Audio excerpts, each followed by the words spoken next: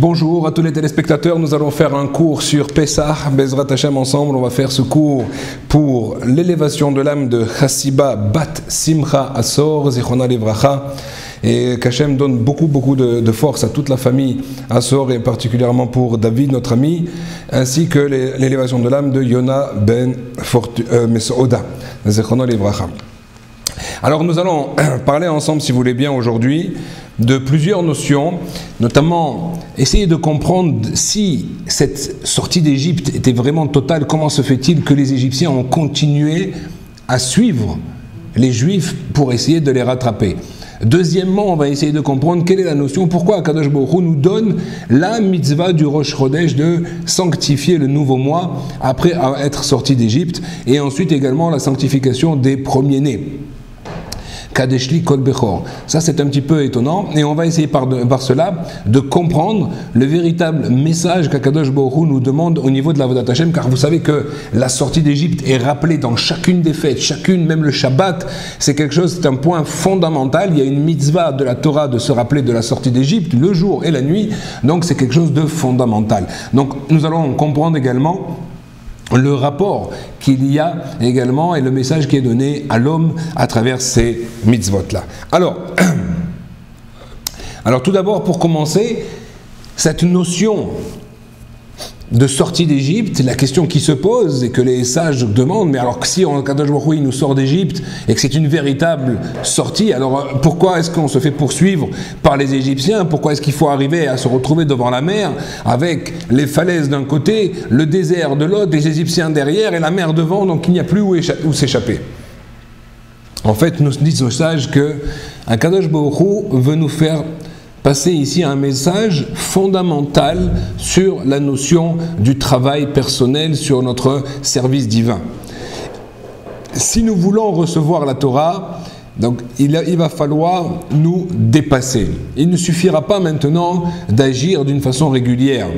À partir du moment où on aurait été sorti d'Égypte par Akadosh Baruch Hu, on aurait pu imaginer que ça y est, maintenant on est pris en charge et tout va se passer comme il faut. Akadosh Baruch Hu dit non.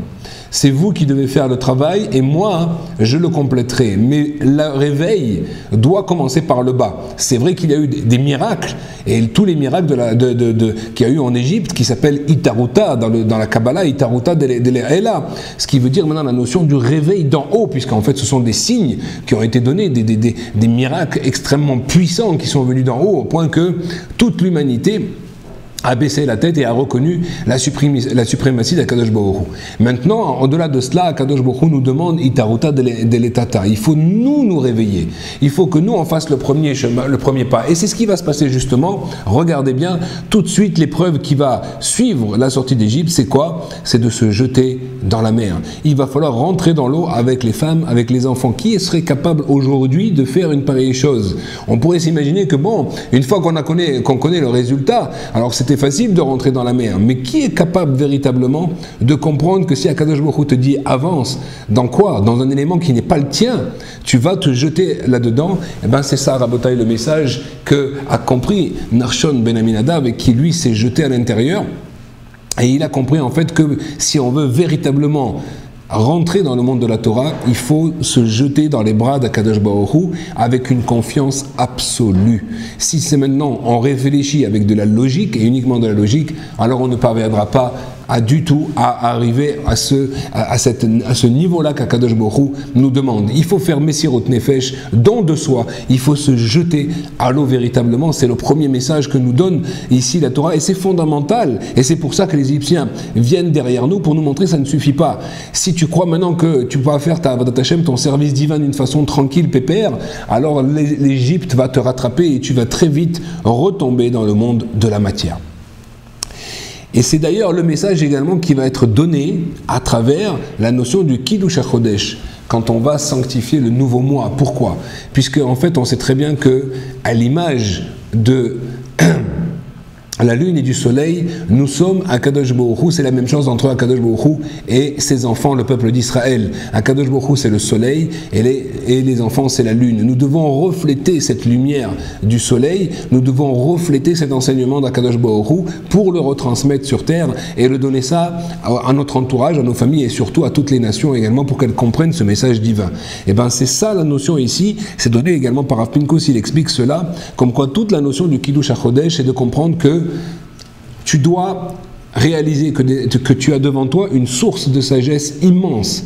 Tu dois maintenant te faire petit et essayer de grandir avec elle, avec cette sagesse. C'est la notion de la lune qui au début est toute petite et qui grandit et qui grandit et qui grandit. Mais le but, c'est d'arriver à ce qu'elle ne repasse pas le cap où elle va redescendre, elle va rester dans toute sa splendeur, dans toute son entité, et c'est ça le travail du juif qui doit faire, se construire petit à petit pour arriver à la perfection, et à ce moment-là il va rester lui-même une lumière qui va réfléchir celle du soleil, et donc nous allons réfléchir la parole d'Akadosh Baruch Hu à travers le monde. Ça c'est la notion au niveau plus profond, d'accord, que l'on pourrait dire de la notion du Kiddush HaChodesh, qui va également se retransmettre également dans la notion de Kadeshli Kol Bechor. Kadeshli Kol Bechor, tu vas sanctifier chaque premier-né. De là, on voit également qu'Akadosh Baruch Hu souhaite que chaque Béné Israël, il soit maintenant comme un Bechor, il soit comme un premier-né, il est cher aux yeux d'Akadosh Baruch Hu, et donc il attend de lui qu'il vienne le servir dans sa plus grande dimension, avec toutes ses forces, avec toutes les notions et les finesses qu'il pourra développer, parce qu'Akadosh Baruch Hu nous donne des éléments et des outils extraordinaires. Écoutez la série qu'on a fait sur les 5 minutes pour se construire, et vous allez voir combien Akadosh Baruch Hu nous a doté de vraiment une neshama énorme, des moyens énormes pour pouvoir arriver à nous parfaire et à grandir grâce à cette Torah extraordinaire. Ça, c'est la première notion et le premier message qu'on voulait passer ici. Il y a une deuxième question également par rapport à cette notion du Chametz. Alors, vous le savez qu'au niveau de la halacha, contrairement à ce qu'on voit dans toutes les lois de Kashrut, on voit que le Chametz à Pessar est interdit, même un grain, même Kol She'u, la moindre trace de Chametz, elle est interdite. Et on n'a jamais vu cela dans la Torah au niveau de la notion de Kashrut. En principe, les choses s'annulent dans la majorité, ou elles s'annulent s'il y a un 60e, un centième, un 200e maximum dans certaines choses qui sont extrêmement saintes. Mais là, Kol She'u, comment c'est possible qu'on n'arrivera pas à annuler ces choses-là? Normalement, quand il y a maintenant un plat entier qui n'est pas Chametz et un petit grain qui est tombé dedans, il devrait être annulé. Donc ici, nous dit le Shem Ishmael, j'ai entendu ça au nom du Rav Bracha, justement que le Shem Ishmael ramène que ici on est dans une dimension qui est tout autre.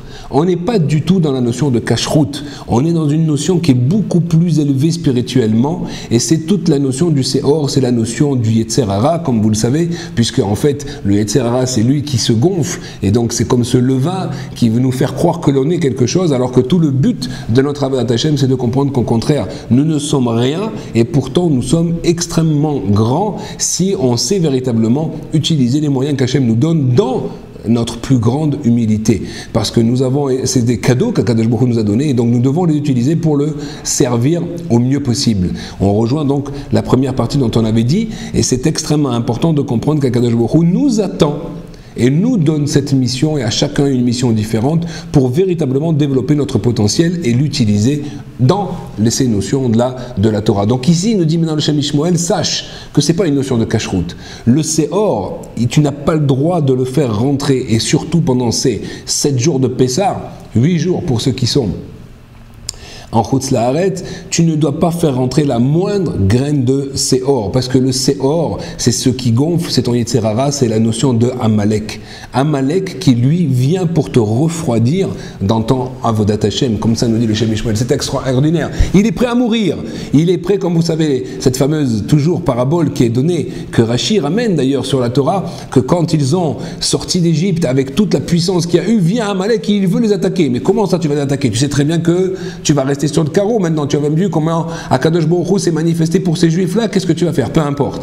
Ce que je veux c'est de réduire la puissance d'Israël. Et donc il se jette dans cette baignoire bouillante, il va mourir, il va être complètement brûlé, mais peu importe, il a réussi à la refroidir un petit peu. C'est exactement ce qu'il va faire par rapport aux nations, que si Amalek n'avait pas fait cela, sachez que toutes les nations se seraient soumises directement à la puissance, entre guillemets, d'Israël, et donc ils auraient reçu chacun quel est leur rôle à jouer sur terre, et le monde serait arrivé à sa perfection dans une paix pour tous les peuples et une plénitude pour tous les peuples, car il n'y a rien de plus grand que de véritablement remplir la mission qu'Akadosh Baruch Hu nous a donnée sur terre. Malheureusement, il est venu à Amalek, il a tout mélangé, il a voulu enlever cette notion.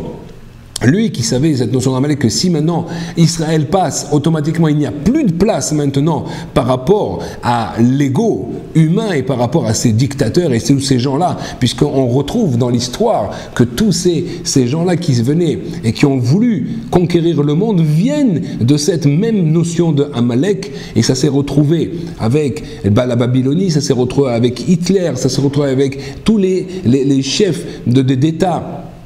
Saddam Hussein, on a vu cela, la même chose. On voit qu'ils ont tous la même gématrie, la même valeur numérique dans leur nom, qui est exactement celle de Amalek. Amalek qui vient donc te donner ce doute-là et te refroidir dans ce service divin. Alors il faut comprendre que nous devons faire attention de ne rien consommer de Hametz, c'est extrêmement important, de rien toucher à cette notion-là pour nous protéger, et comme ça nous serons protégés pour toute l'année de ces notions-là de refroidissement dans notre Avodat Hashem que Amalek veut fournir. Ça, c'est un deuxième point extrêmement important. Une troisième notion également, sur laquelle je voudrais insister, et c'est le but maintenant de ce cours, c'est de comprendre que nous devons arriver au maximum de notre potentiel, comme nous avons dit tout de suite. Quel est-il, ce potentiel? Quel est le but? Regardez ce que dit le Ramchal au tout début du Mesilat Yesharim, c'est quelque chose d'extraordinaire. Nous dit le Ramchal comme quoi que le but de l'homme, chez Adam, l'onivra, l'homme n'a été créé que, et là, l'étaneg à Hashem, pour prendre plaisir d'Akadosh Baruch Hu, veléenot miziv shrinato, et de véritablement profiter de l'émanation de sa lumière, de sa, donc comprenez, il faut comprendre ici par une énergie spirituelle, une énergie divine que l'homme va recevoir. C'est le plus grand plaisir qu'il peut y avoir dans ce monde. C'est quoi? C'est la proximité avec Hachem. Et d'ailleurs on le voit, les tzadikim, qui eux ne vivent pas du tout dans un monde de matière, sont les gens les plus heureux. Et même s'ils sont extrêmement éprouvés, mais sachant que tout vient d'Akadosh Baruch Hu, ils montent et ils surmontent ces épreuves à chaque fois en se renforçant dans leur émouna, dans leur foi, dans leur confiance en Dieu. Et c'est là qu'on voit qu'ils sont dans un plaisir quotidien incommensurablement plus grand que ce que peuvent avoir les Avdil et les Tadalot, les gens qui sont dans la plus grande matière. Donc ici, en fait, qu'est-ce que nous dit le Ramchal? Sache que la notion du plaisir existe. Et l'homme a été créé, nous dit ici le Ramchal, pour prendre du plaisir. La question va être maintenant lequel? Est-ce que véritablement le juif va réaliser qu'Akadosh Baruch Hu lui met sur un plateau le véritable plaisir, le véritable bonheur, la véritable sérénité, ou est-ce qu'il va se faire avoir par le monde environnant, le monde de la matière, le monde d'Amalek, dont on vient de parler, qui est là justement pour te détourner à chaque fois de ce rôle principal et primordial, pour te faire retomber dans la notion du Hamed, la notion de la matière, de la notion du consumérisme, etc. Ça, c'est le piège dans lequel l'homme ne doit pas tomber. Et même s'il utilise, et qu'Akadosh Baruch Hu lui donne des moyens pour avoir une belle maison, pour avoir des beaux outils, pour avoir des beaux instruments, entre guillemets, pour pouvoir servir Akadosh Baruch Hu, il doit le faire. Car il est écrit dans la Torah comme quoi celui qui a une belle maison, ça lui ouvre l'esprit. Une belle maison, une belle épouse, des ustensiles beaux. On voit que les Admourim, les grands chefs spirituels de la Chassidoute, avaient et ont jusqu'à aujourd'hui des ustensiles en argent pur ou en or pur pour certains qui ont encore plus de moyens, parce que c'est des choses, ils ne font pas ça pour profiter de ces choses-là, mais pour embellir la mitzvah à chaque fois. Et il est écrit également dans la Torah et dans la Gemara comme quoi quelqu'un qui a des moyens financiers, qui a une certaine richesse, même financière, eh bien, il a accès à un certain niveau de la Torah qu'une personne qui est pauvre ne peut pas y avoir accès. Ce n'est pas une question de chorma, c'est une question d'ouverture d'esprit. Et quand une personne est confinée dans son étroitesse d'esprit, à cause d'une étroitesse également matérielle qu'il subit, eh bien, il n'aura pas accès à ces notions-là de Torah. C'est quelque chose d'extraordinaire. On voit que Rébi, qui lui était extrêmement riche, celui qui a institué la Mishnah, eh bien pourtant il est extrêmement riche, mais avant de partir de ce monde, il a levé les mains en disant « Je n'ai rien profité de tout cela, tout ce que j'ai eu, c'est pour toi Hachem ». C'est ça le vrai, véritable but. Mais en tout cas, ici, on voit que la notion de plaisir existe. Ce qu'il faut, c'est arriver à la canaliser véritablement. Et cette canalisation, elle est très difficile. Pourquoi elle est très difficile? Parce que l'homme est persuadé, lui, d'avoir la véritable définition du plaisir. Il n'est pas capable, et c'est tout notre travail, d'avoir cette humilité nécessaire pour comprendre que Kadosh Baruch Hu, qui lui te donne la vie, te fait respirer, te fait fonctionner ton corps, où il y a des millions de miracles à chaque seconde à travers ton corps, fais confiance. Il sait exactement ce qui est bon pour toi. Et c'est là que tout va se jouer. Plus l'homme va rentrer d'une façon entière vers Akadosh Baruch Hu, et bien plus il va réussir à s'annuler et à arriver à ce véritable bonheur.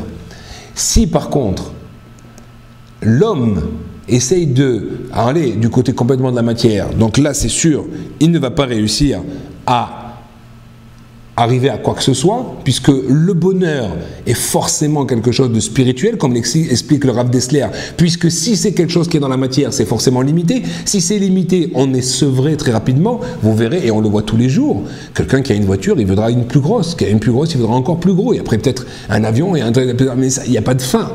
La même chose pour les maisons, la même chose. Donc on voit qu'il n'y a pas de fin. Pourquoi il n'y a pas de fin? Parce qu'il n'y a pas de bonheur qui peut s'acquérir avec une notion matérielle. La notion matérielle est forcément limitée, elle est forcément physique, alors que l'homme, lui, sa véritable entité, ce n'est pas son corps, c'est son âme.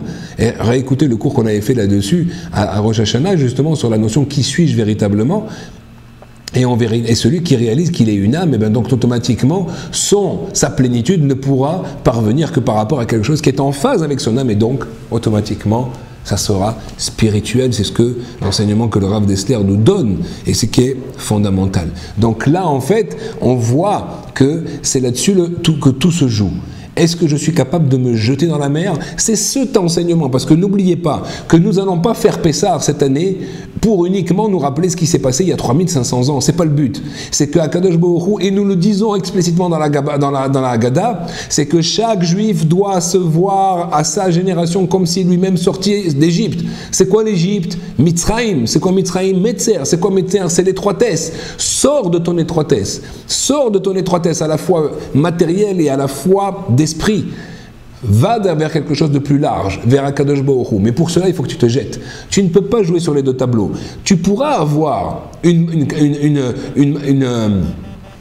peut-être une aisance matérielle, ce n'est pas contradictoire, mais par contre, tu ne pourras pas jouer sur les deux tableaux en même temps. Donc voilà pourquoi il est primordial et fondamental de choisir. Ce choix-là doit se faire dans une véritable Messirut Nefesh, et il faut donc, comme Nachshon ben Aminadab, se jeter dans la mer. Et celui qui comprend cet enseignement-là, alors il comprendra que toute cette notion de sortie de Pessah, c'est justement d'arriver à cette dimension, d'arriver à cette volonté de se jeter dans les bras d'Akadosh Baruch Hu, et de ne comprendre que à ce moment-là, et uniquement à ce moment-là, Akadosh Baruch Hu va nous ouvrir toutes les autres portes, et c'est comme ça que nous allons véritablement acquérir au véritable plaisir, car il faut avoir du plaisir, et Akadosh Baruch Hu nous demande d'avoir du plaisir, même dans la Avodat Hashem, mais pas du tout le plaisir que les goïms veulent nous montrer, un plaisir qui est beaucoup plus vrai, beaucoup plus intérieur, beaucoup plus construit, et c'est cela que nous devons montrer également, et enseigner à nos enfants. Voilà pourquoi l'importance de raconter des histoires, d'être joyeux ce soir-là du Seder Bezrat Hashem, que je souhaite à tout le monde, et que nous ayons tous la joie et le plaisir de le consacrer et de l'effectuer tous ensemble à Jérusalem, au Beth Amikdash, et que nous ayons la joie pour la première fois de remanger le Korban Pessah Bezrat Hashem, qui va nous permettre d'arriver à des niveaux spirituels extrêmement grands. Pessah, Kasher Vesameach à tous, Kol Tuv.